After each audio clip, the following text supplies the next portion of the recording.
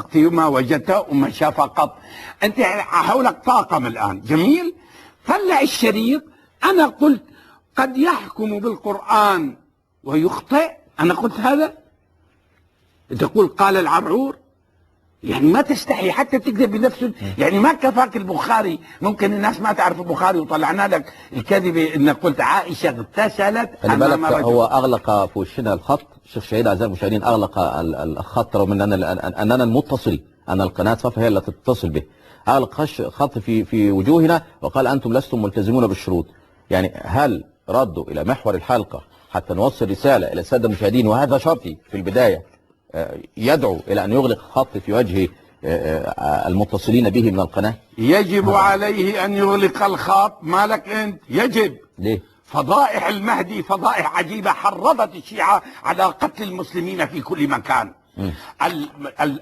المادة التي يعطونها الشيعة أن المهدي وأمام النصوص لا يخرج. أنا دعني من النداءات العاطفية. أنا قلت فتوى زعيم الخوئي. أيوة، زعيم حوزة النجف هو من المحدثين. لاحظ، هل رد الشهيد على أن عليا كان يقرأ القرآن قبل محمد؟ أو حينما نزل من بطن أمي كان يقرأ سورة المؤمنون.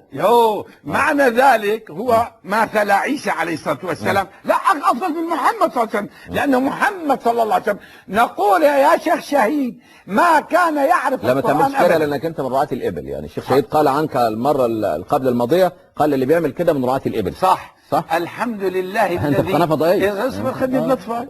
لا مع كده. طيب الحمد لله الذي جعلني من رعاة الإبل ولم يجعلني من الإبل التي تساق إلى عقائدها بلا دليل.